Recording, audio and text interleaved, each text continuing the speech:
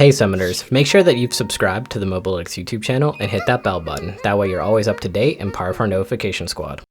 Hello Summoners, I'm Adam Moriarty Isles, the resident Challenger coach here at Mobalytics. A little bit about me, I've been Challenger every season on multiple roles, I work on the tier list and I stream on the Mobalytics Twitch channel on Thursdays and Fridays, here to bring you the 9.8 tier list video this time around. On 9.8, we're going to see quite a lot of changes to both champions and items. Some of the highlights for this patch are the buffs to Amumu, where we're going to see a nice damage buff, a speed reduction on his Q, and most importantly, if the little guy actually manages to land a bandage toss, he will no longer be left behind literally throwing a tantrum when someone buffers the stun and dashes away. Instead, he will now follow them. We have some nice quality of life changes to Fiora, where her stun/slow lasts 2 seconds, now up from 1.5, meaning that attack speed debuff everyone forgets about also got increased in duration. We have the buff to Shadow Assassin ECD, making it 8 seconds at all ranks, allowing him to max Q second, and the most important quality of life change being the Master Yi one, where he can now move through units while in Highlander, allowing him to truly embody his natural playstyle of right click and hands up. For champion nerfs, we have Zed, so thank god I might be able to pick him again after the reverted buffs to his W and Q, and also KO, who got her early game nerf with some base stat reduction as well as the removal of Elixir of Skill, allowing her to ascend faster than intended, making it so that she actually has to hit level 16 to gain the power of both the Avengers and the Ginyu Force, instead of getting lucky and getting it 1 to 2 levels early. For items, we have a nice buff to Bramblevest, making a lot of Wizard players sad, and one in North America in particular. We also have buffs to Bramblevest that might go through this time, who knows, as well as a buff to Kai'Sa. I mean Stormrazor. Yeah, Stormrazor. Definitely not Kai'Sa, because she's the only person who uses that item. The last highlight of this patch is a Bugfist that hits very close to home for me. Ever been in a situation where Diana is in melee range and just one-shots you with WR and ask yourself, where did all that damage come from? To answer your question, not even Riot knew, as in the patch note itself, they stated that it did more than double the intended damage, meaning they couldn't even pinpoint by how much she was one-shotting you. Let's head right into top lane. At S tier, we have Nasus, Kayle, Urgot, and Yorick. Scaling split pushers are the trend in top lane this patch, hence why Kayle is staying in S tier despite her nerfs, especially since games tend to last longer at lower levels of play, negating her somewhat weaker early game. You'll notice we added Yorick over Riven this patch in S tier, as he is the go-to split pusher for this patch. Don't be alarmed though, I personally think Riven is incredibly strong at the moment and probably does deserve some nerfs, so we will be keeping an eye on her for her potential return to S tier. Other champions to watch out for are Renekton, due to the buffs he got on his healing, allowing him to teamfight better, as well as Fiora, who got her W buff. Stun duration increases some of the most impactful buffs a champion can get, especially a dueling style one like Fiora. This 0.5 seconds, which doesn't seem like a lot, can make or break a lot of 1v1 or 2v2 skirmish scenarios, because it allows her to get one extra auto in while denying another auto, effectively putting her up 2 auto attacks in the early game. Now, for some of those Fiora players that have been on my team lately, yes, Fiora does in fact stun, it should not be a surprise to you, but even if it is, it's okay. The slow duration was also increased, so I think you'll still be fine. You'll notice Vayne is in A tier and is my pick of the week. Most people know that Vayne bot lane is extremely strong at the moment with how amazing her 2-item spike is and teamfight abilities. But more recently, especially in regions like China and Korea, people have even started to main her in top lane. The reason being that she can easily bully melee champions, allowing her to gain lane priority, which isn't normally possible in bot lane, while also getting her solo experience, allowing her to scale even faster. For setup, you'll want to build her exactly like you would as an AD carry with Bork and Gensus, with the option to take teleport or really any summoner spell you want. It doesn't even matter, as you'll be able to sustain yourself with the tiers of all those Garen players you'll be demolishing. In High-ELO, tanks are viable, but carry champions are extremely dominating right now. Even with the buffs to Thornmail and Bramblevest, I don't think tanks will be able to make a comeback just yet. Those Conqueror split push champions such as Jax, Hecarim, Riven are just too powerful for snowballing and taking over games. Now, one of the champions you should also watch out for in this particular case is Fiora, as she kind of fits that trend. Moving into the jungle, you'll see Udyr, Vi, Rammus, Amumu, Master Yi, Jax, and for the first time ever, we decided to increase our limit on S tier champions. Why is that, you may ask? One word, and that's Cinderhulk. The buff to this item allowed so many tank junglers to have an increase in clear speed, which will allow them to gank more often since they have to spend less time farming. I'm looking at you, Rammus, trying to kill Gromp without your W up.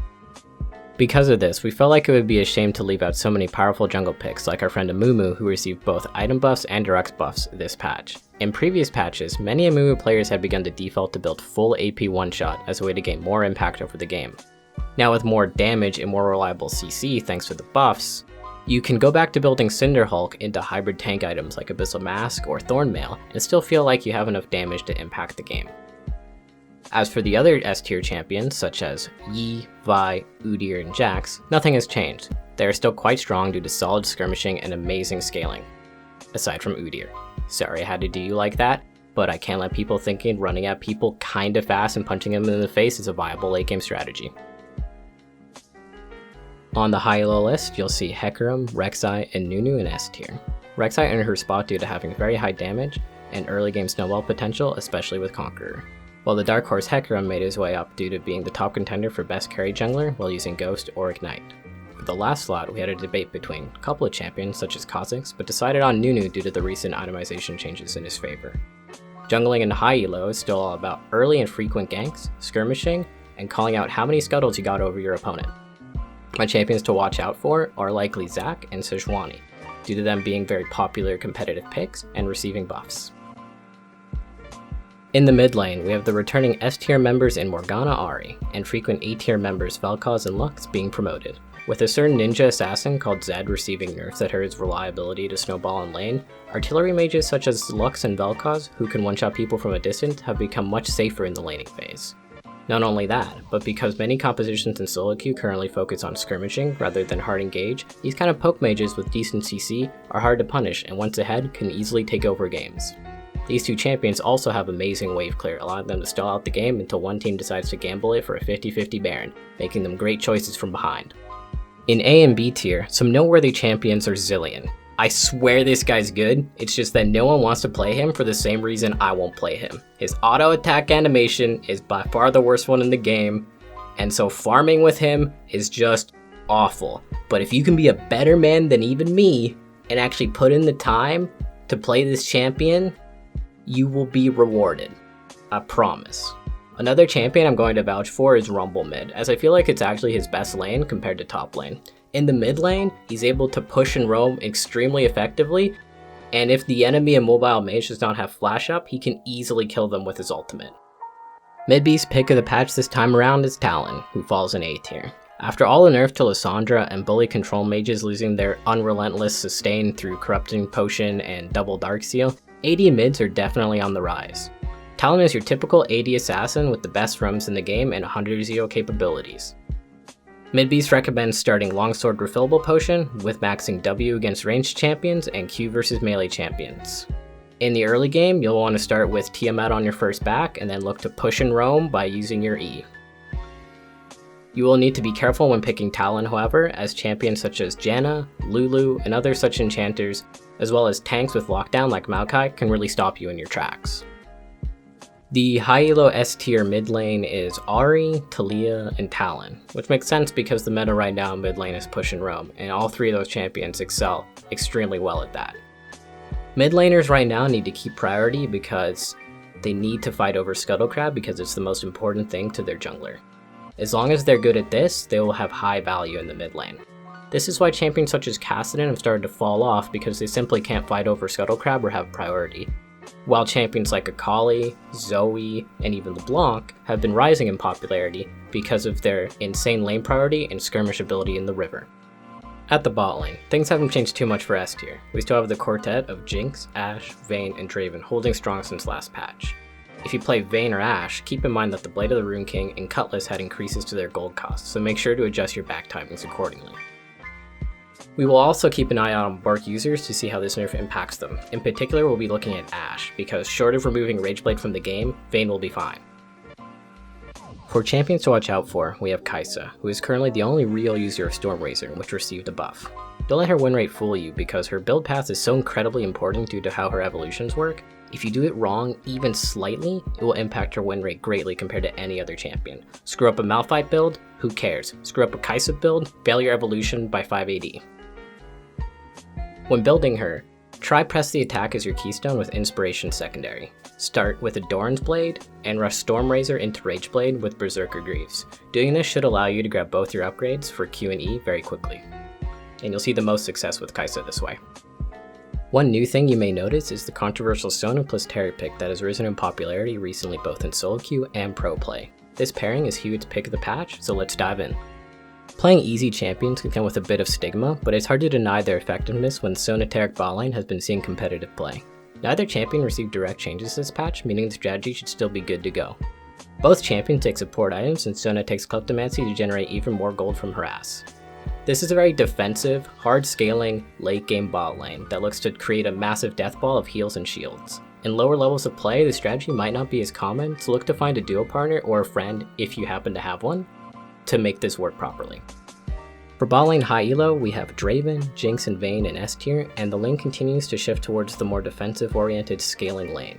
With the changes to Cinderhulk and Bramblevest rolling in next patch, we may see tanks coming back, which encourages enchanters and scaling ADCs even more because they have a more reliable frontline, making ADCs with good tank killing potential, who work well with enchanters such as Vayne, even more high value. Finally, we have the support list. At S, we have Sona, Nami, Morgana, and Taric. Let me clear some things up about Sona. She is the single best scaling support in the game, and this is the primary reason that she is here, because the lane is moving more towards late game. As for Taric taking Soraka's spot at S, this is due to his amazing scaling potential as well. And Soraka isn't actually bad in the late game, which is why we aren't 100% sure about this one, and we'll be keeping an eye, and maybe if you stay tuned to the next episode of the Mobalytics tier list, you'll find out if Soraka takes her place back in S tier. Speaking of Soraka though, allow me to explain something that angers me to the bitter core. If everyone played that champion and took Barrier, her win rate would go up by probably 2%, and she would be a solid S tier pick and there would be no debate. Get it through your heads. Exhaust is bad on her, take Barrier. For A and B tier, we don't have a lot of changes. We see Fiddle moving up from A and Pyke moving down to B. This is due to a lot about matchups, but as well as Fiddlesticks just scaling better and Pyke not doing so well in the late game. At A tier, we have our rising star Nautilus, who is one of our picks of the patch for Will, our High-ELO support expert. Nautilus has always been a champion that has been useful thanks to the crowd control and utility he brings to the table with a port and click ultimate. But there has always been more viable options around with less risk, who are potentially tankier than him. With the upcoming buffs to his passive, root duration, and extra Q damage, it gives Nautilus more kill potential in lane, and I expect to see him play more frequently, especially as a Thresh counter.